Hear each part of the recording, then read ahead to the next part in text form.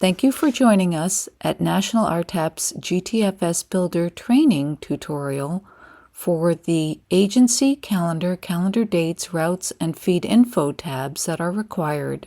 We will also review some optional tabs. You will have the single GTFS generator file open, and we will help you with the import into the newer single workbook. Let's review and take a quick tour of the Notes tab. The Notes tab includes colored tabs that you will be filling out. Each of those tabs has a specification link if you need to learn more about these data elements. We'll be going through the 5 required. Then we'll include, for your reference, the optional Fares and Transfers tabs. We're moving into the Agency tab, and in order to fill in details for an agency, we'll need one. We're going to use Jefferson Transit Authority in Washington State, and we're going to take a tour from Forks to the Lower Hoh Tribal Center and then to Amanda Park. That will be our focus for the sample data that we will be working with.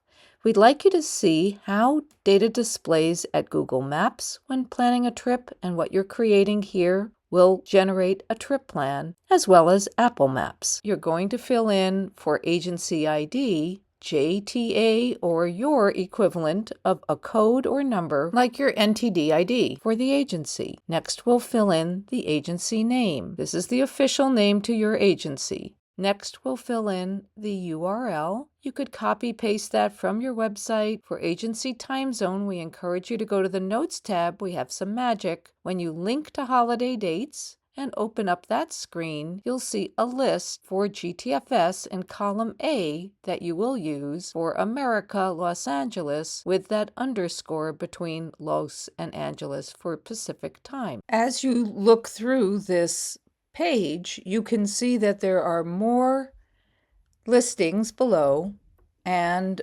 a highlighted cell that includes all other if somehow your time zone was not specified. Enter Pacific time zone, copy paste into agency time zone. As we move through the agency tab, we now see agency language. We're going to enter EN for English and ES for Spanish. The agency phone number can be your 10-digit phone number.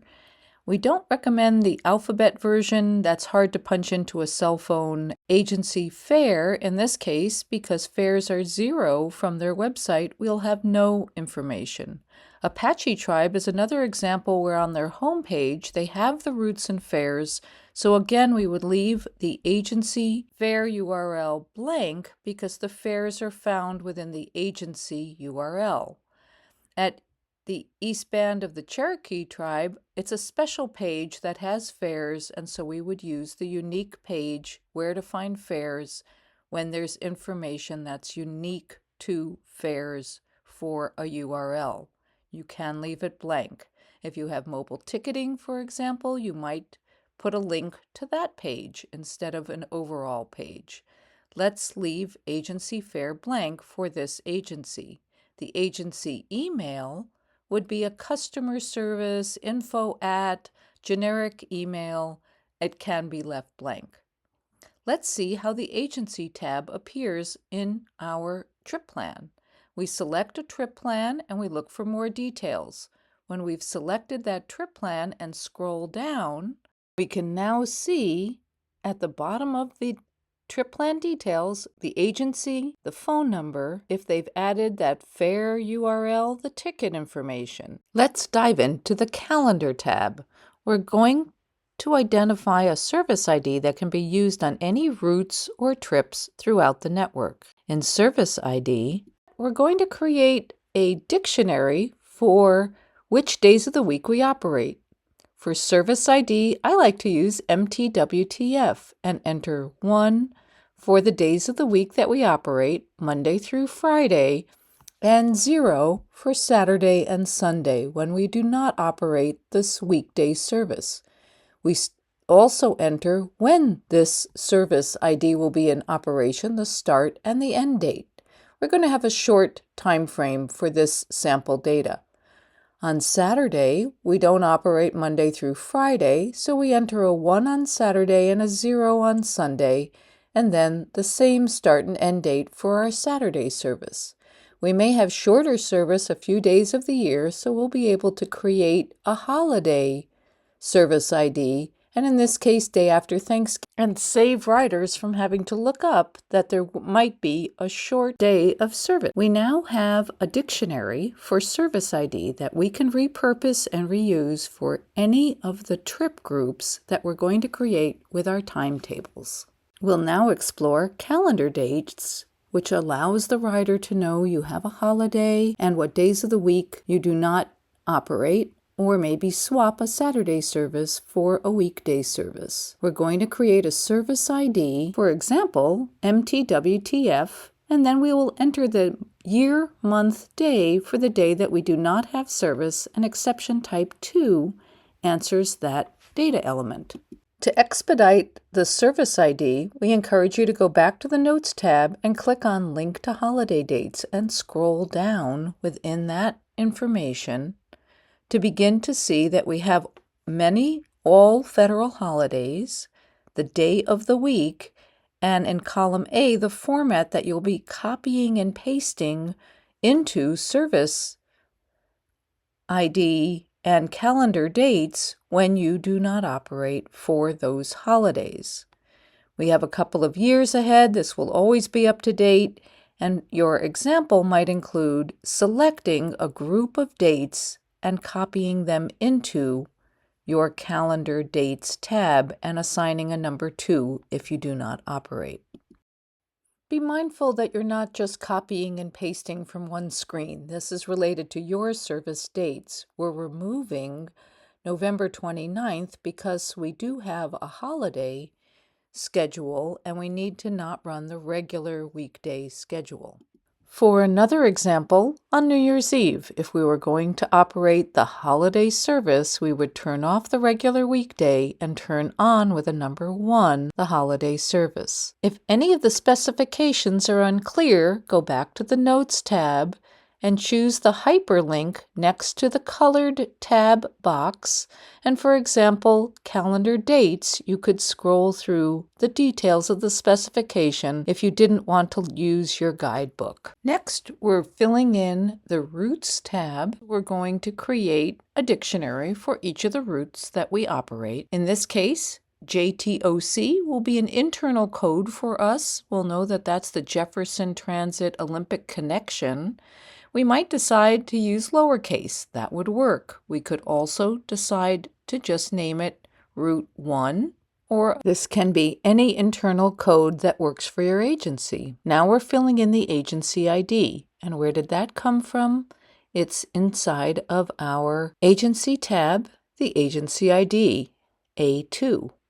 Now we'll fill in the route short name. The route short name could be blue.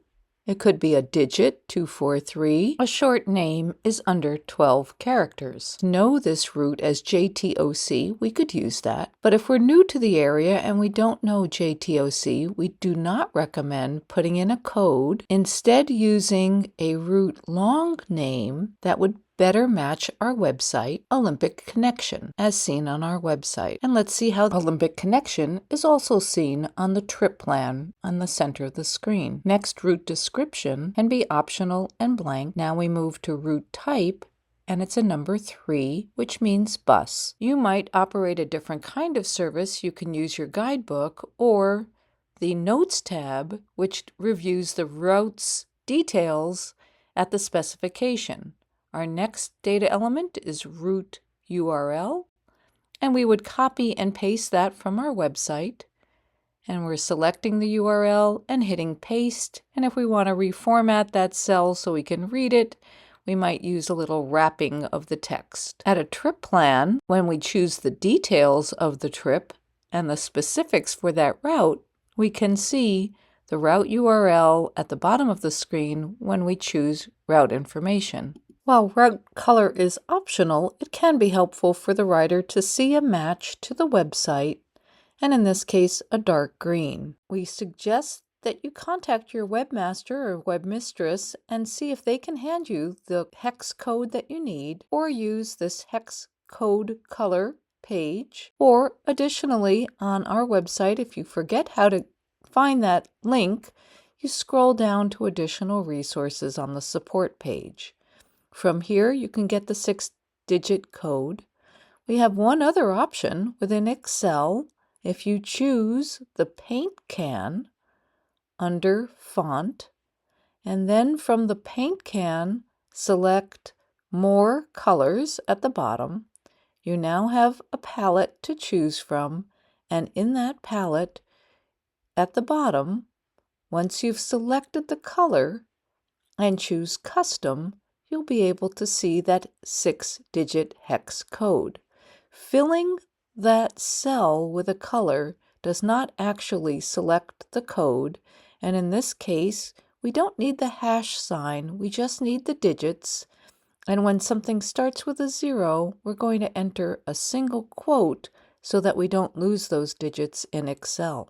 The color will start to appear, and from there we can then add the root text color, which is a contrast to the actual color of the route, and the zeros will be black, and the letter F 6 times will actually enter as white.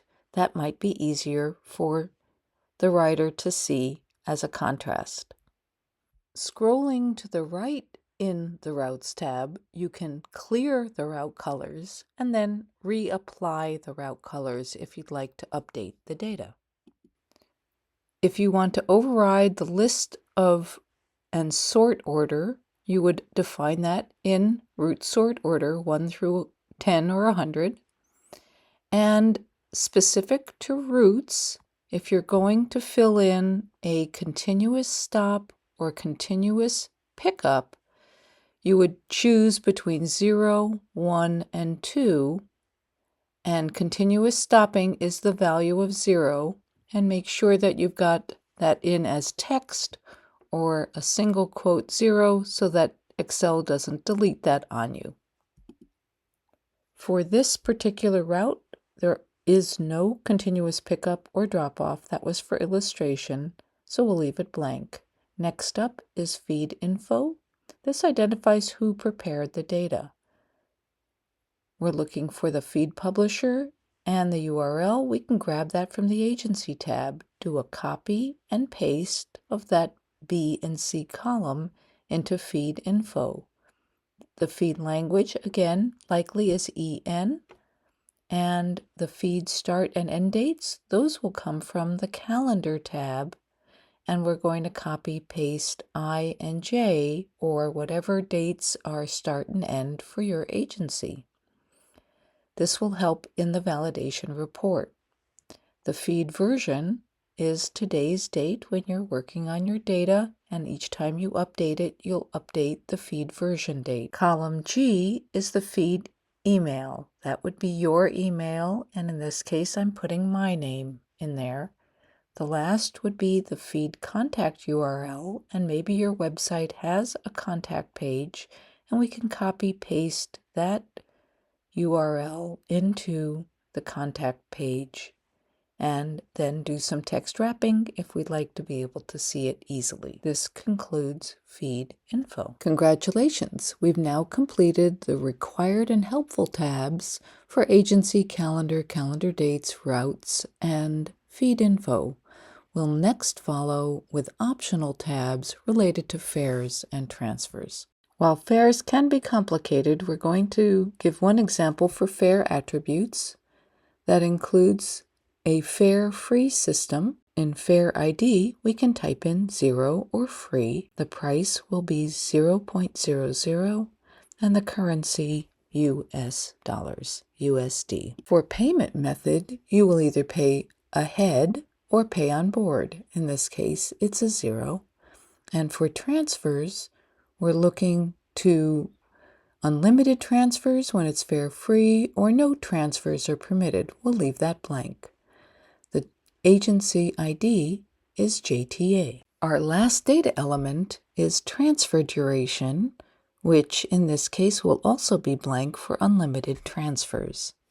We'll explore one more option where the rider may transfer twice, and it would apply for 120 minutes for 2 hours, and we would enter that data as 7,200 because we're entering it in seconds. Fare Rules is our next tab, and we're going to apply the fare attributes into the fare ID of 0, and we are complete for a fare-free system.